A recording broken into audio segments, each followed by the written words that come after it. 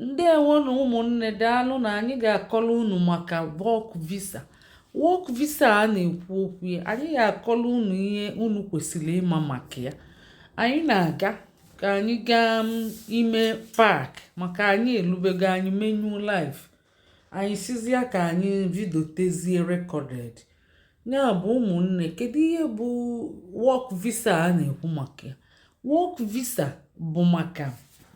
ịbịa lụọ ọrụ na mba ofesi. Ịbịa lụọ ọrụ na mba ofesi, o nwekwa ihe a na-eweta tupu agaba. Maka ịnụ lụọ ọrụ a, ichee na ịbịakwara na-ewe gị maọbụ iwetache asambodo gị ndị ịgụta na university maọbụ secondary school ewe gị. O nwekwacha ụmụ ọtụtụ ihe a na-ewetacha nke mma egosicha unu ya n'ihe onyonyo. Ọ bụ nke mbụ bụ English proficiency, ya nke ga-ezukọ na ịma agụnwu na ịma edenwu. Ifuru ya IELTS exam, ị ga-score 4.5. ọkwa ifuru ya police record, ị ga-ewetakwu ya. Tuberculosis, ị ga-eweta ya.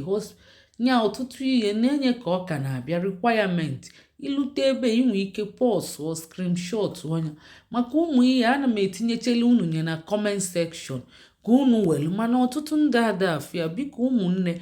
onye ọbụla na-asị I am interested, ana m etinye information na comment section ka unu welubezie nye ebe ahụ, mana ọtụtụ ndị ada afịa. Biko isolu na ndị na-afịa, ị na-eweli na-enye ndị ada afịa. Biko ụmụnne, isi I am interested, imechi bịa ịmalụ ma o nwere onye nye gị. Nke a bụ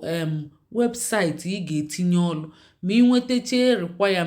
requirement first, document gị first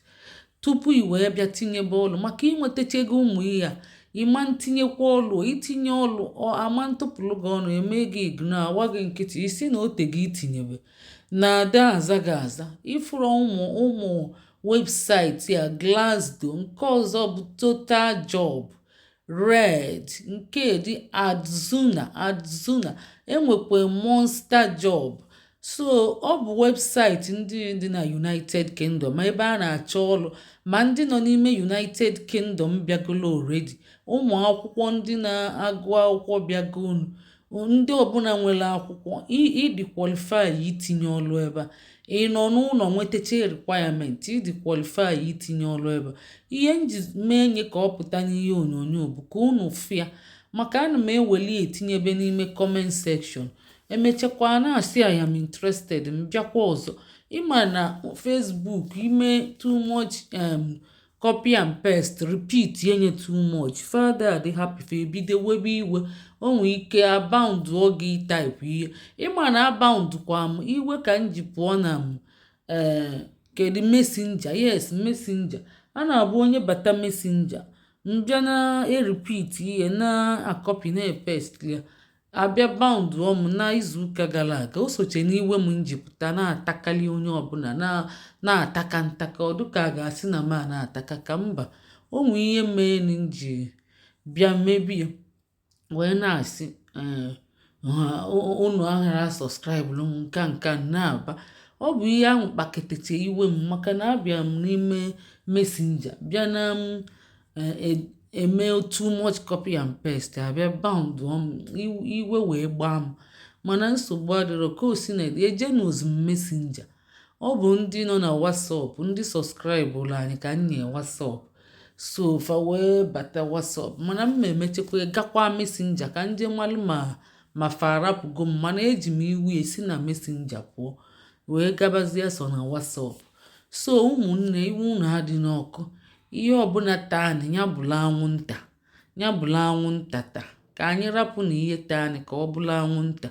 Ya ọ bụrụ maka work visa anyị na-ekwu maka. Inwetacha ụmụ requirement, itinyebe ọlụ na webụsaịtị. Ị na-etinye steady gbodo, ị ga-etinyeli die na-etinye. Ọ ka mma na ị nwetara ọlụ ebe ahụ, ọ bụ n'efu. Ịmanye kọpọ sisi afọ inweta ọlụ n'ime webụsaịtị United Kingdom. Anyị na nke Canada, ọkwa nyere unu ka esi enwetakwa ọlụ na ya, ka isi ga-agbala onwe gị mbọ wee mee. Ụnyaa ka nye unu nke ahụ, ọkwa nyere unu nke ahụ. Ya bụ unu ga-eji aka unu mebie, unu achọzi na ejenti. Ihe ahụ unu ga-emenwuli onwe unu. Nke a kịta inwetacha requirement ya, police record nke ọkwa ịma na ma onye gụrụ igụrụ mahadum ma igụrụ mahadum ị ga-abịa nwụlụ ọlụ maka ọlụ na-ewukeli ọlụ niile ejikwa ya abịa o nwere asambodo iji na bụ n'efu mana o nwee nke ejikeli abịa nya like ndị engineers a ndị healthcare professional ndị architectures a na-ewechekwefa nnọọ mana ịmago na ọ na-adị obele scarce iwefa ndị a na-ewekeli bụ ndị ọrụ ụlọ ọgwụ a ndị healthcare assistant support worker ndị nurses ndị doctors ọ bụfa ka a na-ewekeli ihe achọlide ọrụ chọta online ndị niile mfụrụ doctors nurses ndị be anyị mfụrụ mfụtacha ma na street ma na ụlọ ọgwụ ajụ mfa ka fasi bịa fasi m nọ na webụsaịtị si gaba ebe ahụ jee na ebe ahụ ka fasi wee mekwa wee nafelu ọ bụrụ na ị ghara enwenwu ndidi ka ị chọọ ọrụ na webụsaịtị ọ bụ ya bụ na ị ga-eje bunye ndị employa nnukwu ego abụ ọkwa obere ego ọkwa akatamkpo ego ọkwa ọ na-adakwa nde 15 nde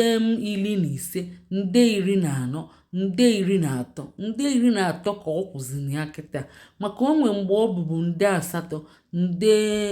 9 nde 10 kịta o sigokwe na nde 10 pụọ olugokwe na nde 15 nde 14 nde 13 ọ bụ ya ka ọtụtụ ji eme ụmụ ihe a na-akpọ kwụgbakwụgba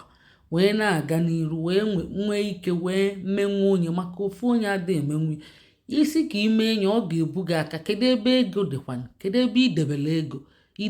ego ọtụtụ na-ejekwa ele anafale property ọkwa ndị bụ aka ji akụ ndị bụ ide na-emenwu sọsọfa ofu onye adịghị emenwukwu esu ya ya ka eji eme ọtụtụ kwụgbakwụgba a sị gị kwụgba imenye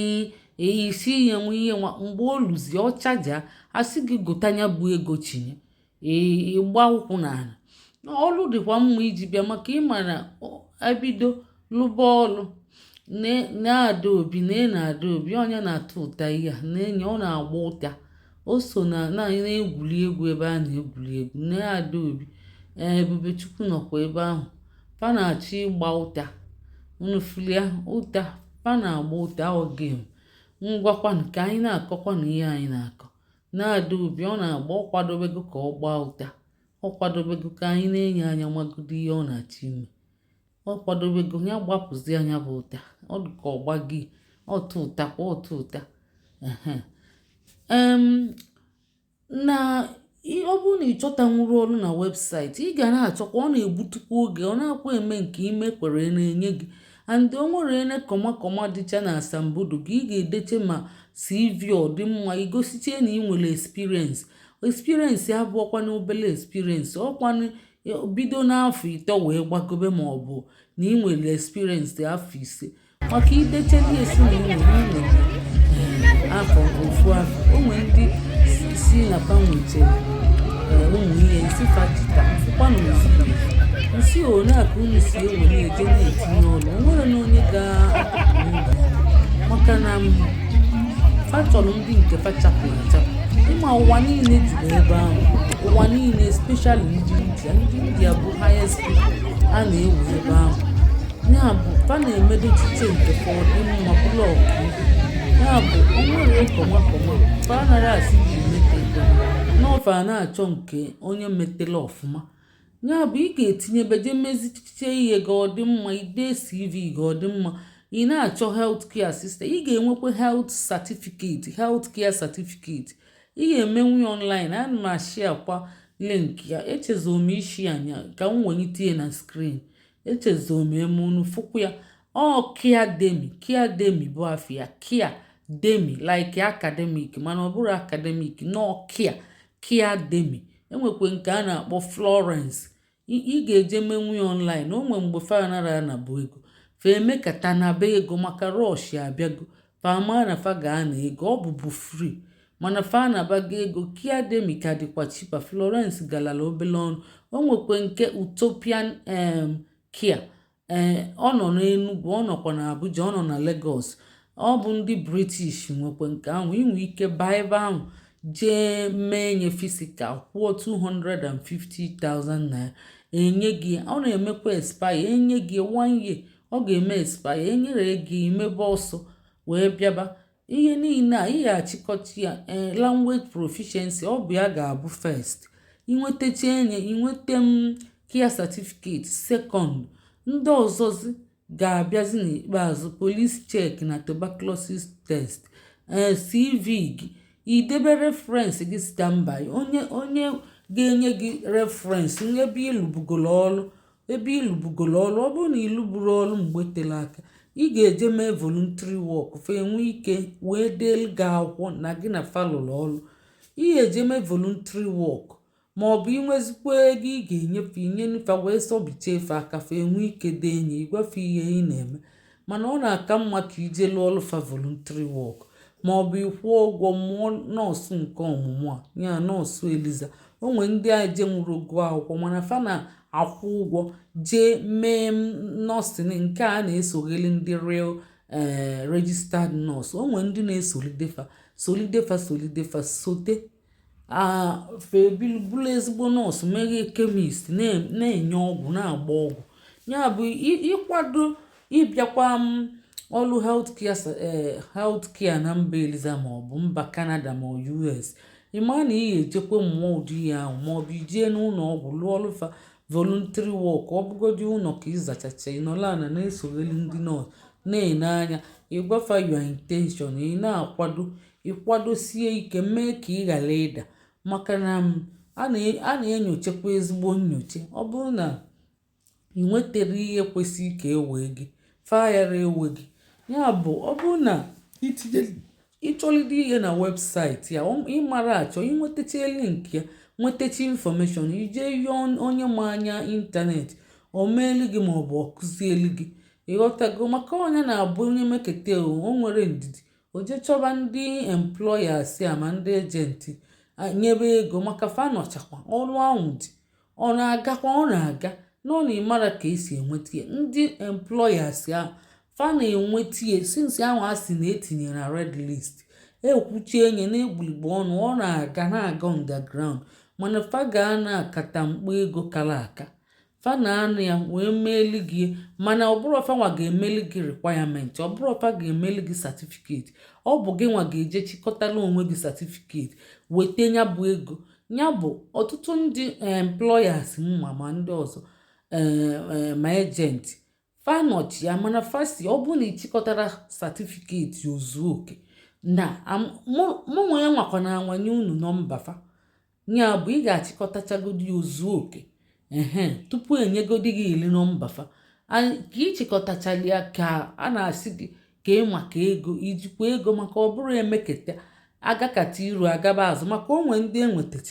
enwetezi efe enwetezi ozi ego eji gị agaba n'iru onwe onye enwetachara kịta ọ sị na ego ezu ozi nke ọ pụtagokwa ndị be anyị ka anyị jisi ike ka emesịa